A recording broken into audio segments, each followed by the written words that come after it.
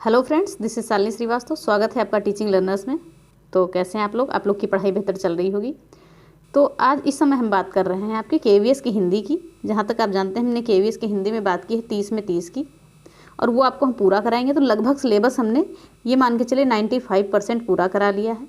Okay, और कुछ chapter बच रहे हैं, उन चीज़ों को भी हम बताएंगे। ठीक है, और लगभग सिलेबस तो आपका व्याकरण का पूरा कंप्लीट है। बाकी हम आगे देखते हैं। तो आज हम देखेंगे विराम चिन्हों को। ओके, विराम चिन्ह जो हमने अभी नहीं पढ़ाया था, तो इनको हम पढ़ेंगे एक ही वीडियो में, जल्दी से कंप्लीट करेंगे। और बात करें, पिछली वीडियो सारी देख लीजिएगा, क्योंकि वहीं से आपका बेस बनेगा। और एग्ज़ाम डेट बहुत नज़दीक आ गई है आपकी, क्योंकि जिनके 6, 7, 8, 9 को एग्ज़ाम होने थे, उनकी सिटी भी आ गई है। तो एग्ज़ाम टलने की संभावना बिल्कुल नहीं है। तो बस लगे रहिए किसी तरह से, बस पढ़ते रहिए। तो हम आज बात करेंगे विराम चिन्ह की। इससे पहले हम बात करें, देखिए हमने आपको अलंकार पढ़ाया है। ठीक है, अलंकार था आपके सिलेबस में, और रस और छंद। ठीक है, ये आपके सिलेबस में नहीं है। तो अगर आप कहें तो इसको हम अभी पढ़ाएं या सुपर टेट के टाइम पढ़ाएंगे, क्योंकि सुपर टेट में यहाँ से क्वेश्चन पूछे जाते हैं। आपके ये केवीएस में ये चैप्टर नहीं है दोनों। ठीक है, तो अगर आप कहेंगे तो हम बाद में पढ़ाएंगे, नहीं तो हम पहले ही पढ़ा देंगे। और बात करें हिंदी साहित्य की, तो जो चीज़ें आने के लिए ज़रूरी हैं वो चीज़ें हम पढ़ा देंगे। भाषा से संबंधित, संवैधानिक भाषा का विकास, ये सारी चीज़ें हम पढ़ाएंगे, क्योंकि यहाँ से आपके क्वेश्चन बनने की संभावना है। ठीक है, और बोलियाँ भी उसी में करा देंगे, तो ये सारी चीज़ें हो जाएंगी। और रचनाएं जो महत्वपूर्ण होंगी, कुछ लगेंगी, उन्हें करा दिया जाएगा धीरे धीरे। बाकी लगभग सिलेबस आपका कंप्लीट है, और जितने भी वीडियो आएंगी अब सारी इंपॉर्टेंट होगी। हो सकता है एक दिन छोड़ के आए, क्योंकि सिलेबस कंप्लीट हो गया, कुछ है नहीं। बाकी पिछली चीज़ों का आप रिवीजन करते रहिए। तो चलिए आज हम बात करते हैं विराम चिन्हों की। तो जहाँ तक हम बात करें विराम चिन्ह, तो विराम चिन्ह का मतलब, सीधे हम चैप्टर पे आते हैं, यहीं पे बात करते हैं। तो विराम चिन्ह का मतलब क्या होता है? विराम चिन्ह का मतलब क्या होता है? विराम का अर्थ होता है ठहराव। ठीक है, विराम का अर्थ क्या होता है? ठहराव होता है, या सांस लेने के लिए जहाँ पर रुका जाता है उसे हम क्या कहते हैं? विराम चिन्ह कहते हैं। जहाँ पर हम सांस लेने के लिए जब हम कुछ लिखने लगते हैं, तो उसमें जब हम थोड़ा सा ब्रेक लेते हैं, या तो उसे हम क्या कहते हैं? विराम चिन्ह कहते हैं। जैसे हम कहीं चल रहे हैं, लगातार चल रहे हैं, थोड़ा सा रुके हम, तो उसे ठहराव या कहेंगे कि रुको, थोड़ा सा विराम ले लें। ठीक है, और ये और लिखा हुआ है कि और उसे सांकेतिक भाषा में लिख देना ही विराम चिन्ह है। देखिए, किसी सांस लेने के लिए जहाँ पर रुका जाता है उसे विराम चिन्ह कहते हैं, और उसी को जो है सांकेतिक भाषा में लिख देना क्या कहलाता है? विराम कहलाता है। तो ये सारी चीज़ें हो गई। और हमने ये तो बोला ही नहीं कि अगर आप चैनल पर नए हैं तो प्लीज़ चैनल को सब्सक्राइब कर दें और ज़्यादा से ज़्यादा शेयर करें। ठीक है, आप लोग की थोड़ी संख्या घटती जा रही है। अब इसको केवीएस आप दे लीजिए, उसके बाद सुपर टेट का बैच अच्छे से स्टार्ट करेंगे। तो बाकी देखते हैं आगे। चलिए आगे देखते हैं क्या है। हिंदी जो है, हिंदी के मूल मुख्य विराम चिन्हों की संख्या कितनी है? 13 है। अगर मूल या मुख्य पूछा जाए तो 13 है। अगर कामता प्रसाद गुरु के अनुसार पूछा जाए तो 20 है। और इन्हीं 20 को हम पढ़ेंगे इन्हीं के अनुसार। तो चलिए देखते हैं कौन कौन सी है, फिर हम इनको डिटेल में जानेंगे। ओके, तो क्या है? पूर्ण विराम, अल्प विराम, अर्ध विराम। सारे चिन्हों को देखिए, अभी उदाहरण के हिसाब से भी देखेंगे। उपविराम, लाघव चिन्ह, प्रश्नवाचक चिन्ह, विस्मयादि चिन्ह। ठीक है, कोष्ठक, निर्देशक चिन्ह, विवरण चिन्ह, योजक चिन्ह, अवतरण चिन्ह, और हंसपद, और रेखांकन चिन्ह, और लोप चिन्ह, समाप्ति सूचक, तार सूचक यानी कि टिप्पणी सूचक भी इसको कहते हैं, और टीका सूचक भी कहते हैं, याद रखिएगा। दीर्घ, जो मात्राएं दीर्घ वाली मात्रा होती है, अगर हम छंद पढ़ेंगे तो उसमें पढ़ेंगे। और क्या है? समानता सूचक यानी कि इक्वल। ओके, और पुनरुक्ति सूचक यानी कि ये जो आपका रिपीट वाला मोड आता है, ये चीज़ें होती हैं। तो हम सभी चीज़ों को भी देखेंगे आगे। तो देखिए यहाँ पे देखते हैं अवधरण या उद्धरण चिन्ह देखते हैं। तो ये ऊपर से ऐसे जैसे इन्वर्टेड कॉमा लगाते हैं, वो चीज़ें होती हैं। ठीक है, तो चलिए हम आगे देखते हैं, सीधे अब डिटेल पे आते हैं और जानते हैं आगे क्या है। तो सबसे पहले क्या है, जैसा कि लिखा हुआ है कि कामता प्रसाद गुरु ने 20 माने हैं, तो हम भी देखते हैं कि 20 माने हैं। और ये जो है विराम चिन्ह जो है, इन्होंने माना है कि अंग्रेजी शब्द से ही लिए गए हैं ये विराम। तो पहले देखेंगे अल्प विराम। ओके, अल्प विराम, या इसको स्वल्प विराम यानी कि कॉमा होता है। ये अल्प विराम क्या होता है? कॉमा होता है। ठीक है, अल्प विराम भी कहते हैं इसको, और स्वल्प विराम भी कहते हैं। तो क्या है इसमें कि बहुत थोड़े समय के लिए हम इसमें रुकते हैं। क्या करते हैं? हम इसमें बहुत थोड़े समय के लिए रुकते हैं, और सबसे अधिक प्रयोग होता है इसका। ठीक है, जैसे वाक्य क्या हो गया आपका उदाहरण में कि युधिष्ठिर, भीम, नकुल और आदर्श, ये क्या है? भाई हैं, यानी कि ये सभी आदर्श भाई हैं। तो युधिष्ठिर, भीम और नकुल, देखिए भीम और नकुल के बीच में कॉमा लग गया, और ये क्या है? आदर्श भाई हैं। तो कहीं पे हम थोड़े समय के लिए रुकते हैं तो ये कॉमा लगा देते हैं, ये चीज़ें हो गई। फिर देखते हैं अर्धविराम।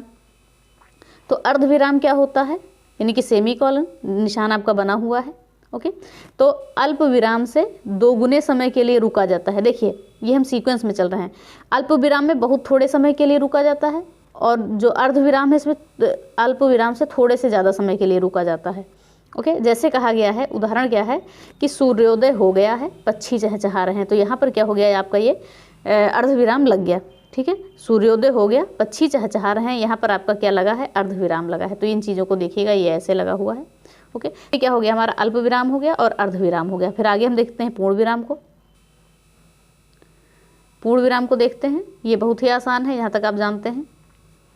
तो पूर्ण विराम क्या होता है, यानी कि फुल स्टॉप। तो ये सीधा सीधा एक ऐसे डंडा होता है। ठीक है, तो लिखा है कि जब वाक्य समाप्त हो जाता है, तो ये जो पूर्ण रूप से वाक्य समाप्त हो जाता है तब हम लगाते हैं पूर्ण विराम, यानी कि फुल स्टॉप लगाते हैं। और छंद के चरणों की समाप्ति पर भी इसे लगाते हैं। छंद के चरणों की पूछा जा सकता है क्वेश्चन कि छंद के चरणों की समाप्ति पर कौन सा निशान लगाते हैं, तो पूर्ण विराम लगाते हैं। जैसे हमने उदाहरण क्या देखा, उदाहरण बहुत सारे हैं। राम स्कूल जाता है, वाक्य पूरा हो गया। ठीक है, सीता खाती है, ये सारी चीज़ें हो गई। तो यहाँ पर हमने कुछ और लिखा है कि रात 8 बजे हिंदी की कक्षा चलती है, तो ये भी हो गया। और बच्चे बड़ी लगन से पढ़ते हैं, ये भी हो गया। तो बस है पूर्ण विराम, यानी वाक्य यहाँ पर पूरा हो गया, इसके आगे कुछ अधूरा बचा नहीं है। फिर बात करते हैं उपविराम की। तो उपविराम क्या होता है, इसको कॉलन बोलते हैं अंग्रेजी में, और ये 2 बिंदी यानी विसर्ग टाइप का होता है। ठीक है, तो जैसे उपविराम में क्या होता है, एक देखिएगा एक चीज़ कि जैसे लिखा है कि कोई चीज़ें लिखने की आपको दी गई, जैसे लिखा है मोबाइल फ़ोन, ये मुख्य हो गया, और उसके बाद ये उपविराम लगा दिया गया, ये वरदान है या अभिशाप, ऐसी चीज़ें लिखी होती हैं, तो यहाँ पर उपविराम लगता है। यानी कि विशेष तौर पर किसी कथन को दिखाने के लिए उपविराम का प्रयोग करते हैं। विशेष तौर पर किसी कथन को दिखाने के लिए हम उपविराम का प्रयोग करते हैं, जैसे कि ये है, आप देख रहे हैं। फिर आगे हम देखते हैं विस्मयादि बोधक विराम। ये तो आप जानते ही हैं, बहुत बार आप पढ़ चुके हैं। तो ये होता है, ये निशान होता है आपका। ओके, जैसे मनोभाव, जैसे घृणा, आश्चर्य, खुशी, संबोधन आदि को व्यक्त करने के लिए किसका प्रयोग करते हैं हम, विस्मयादि बोधक चिन्ह का प्रयोग करते हैं। या इस विराम का, जैसे वाह, तो ये हमने लगा दिया, छी, ये सब विस्मय बोधक हमने चिन्ह बहुत सारे पढ़े हैं। ठीक है, फिर आगे आता है प्रश्नवाचक चिन्ह। तो प्रश्नवाचक, जब कहीं प्रश्न पूछा जाए तो सीधा सीधा ये निशान आ जाए, हम जान जाएंगे प्रश्नवाचक चिन्ह है। जैसे रावण को किसने मारा, तो क्या हो गया, इसमें क्या है, सवाल पूछ रहा है, प्रश्न पूछा जा रहा है, तो क्या हो गया आपका, ये जो बना हुआ है निशान, ये हो गया आपका प्रश्नवाचक चिन्ह। फिर आगे देखते हैं अवतरण चिन्ह या उद्धरण चिन्ह की बात करेंगे। तो ये देखिए आपका कॉमा हो गया, इन्वर्टेड कॉमा बोलते हैं। ठीक है, जैसे किसी की कही हुई बात को प्रकट करना, जैसे किसी के द्वारा कोई परिभाषा दे दी जाए या किसी खास व्यक्ति के द्वारा कुछ कहा गया हो।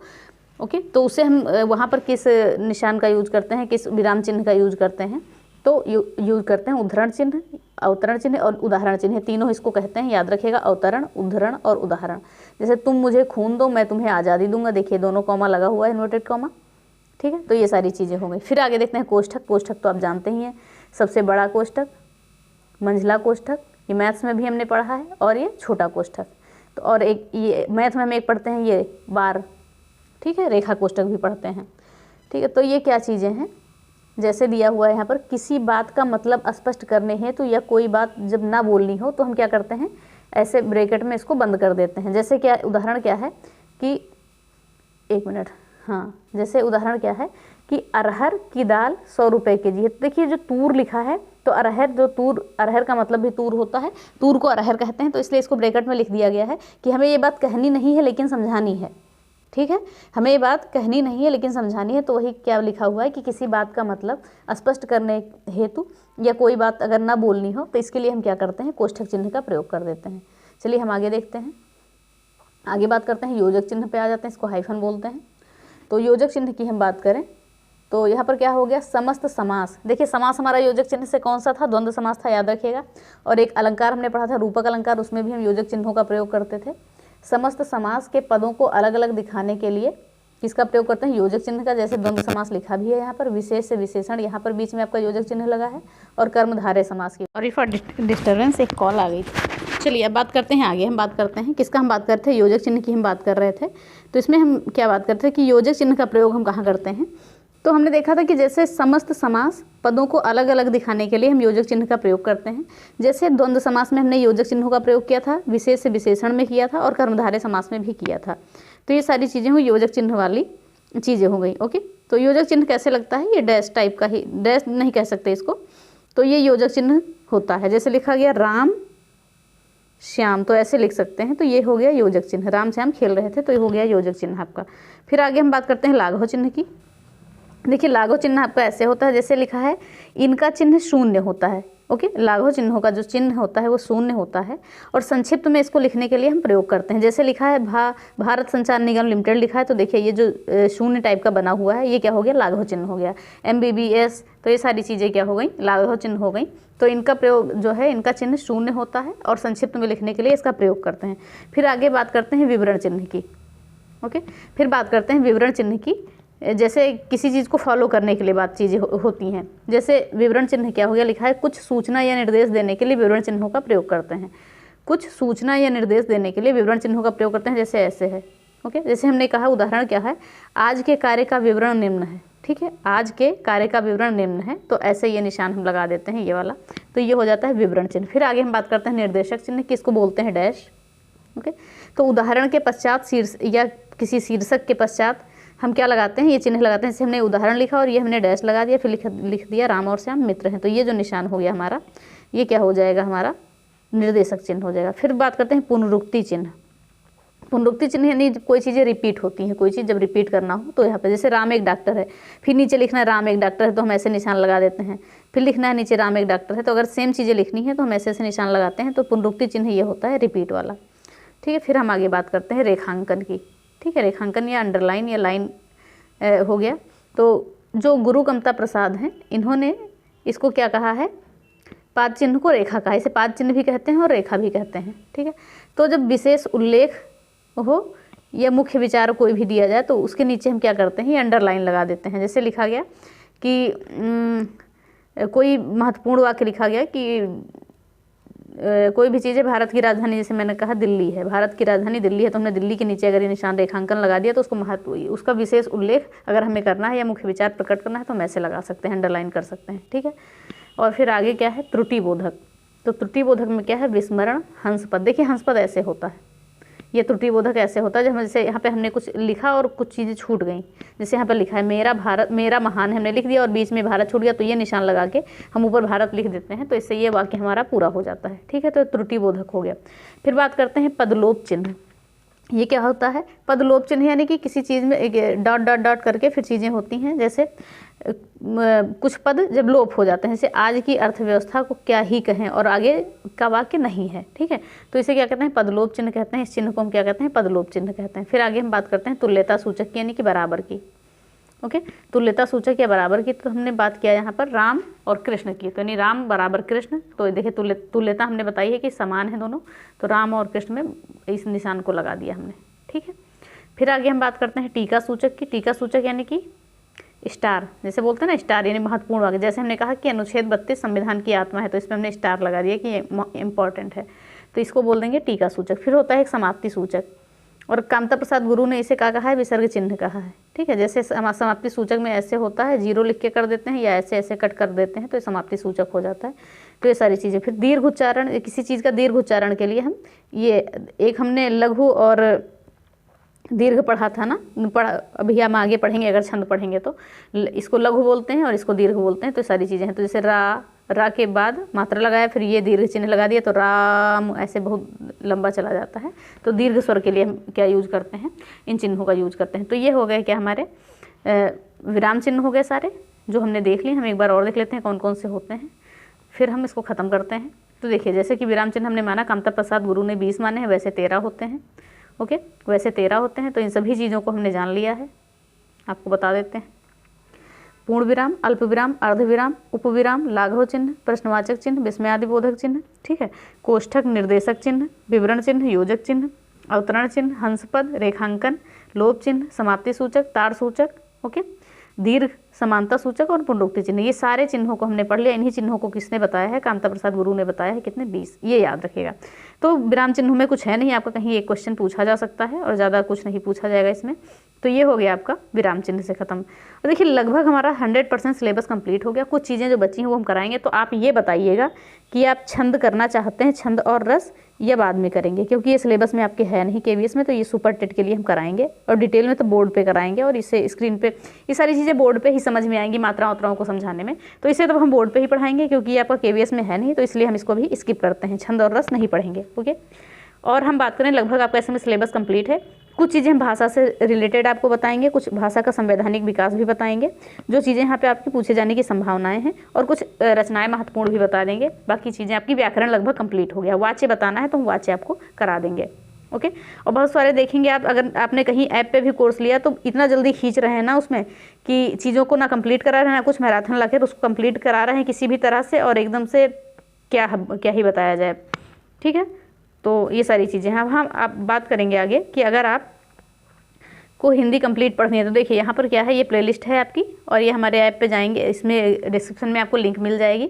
ये कंप्लीट हिंदी हमने करा दी है, लगभग 31 वीडियो हो गए हैं। ये वीडियो पढ़ के आपकी 32 वीडियो हो जाएगी।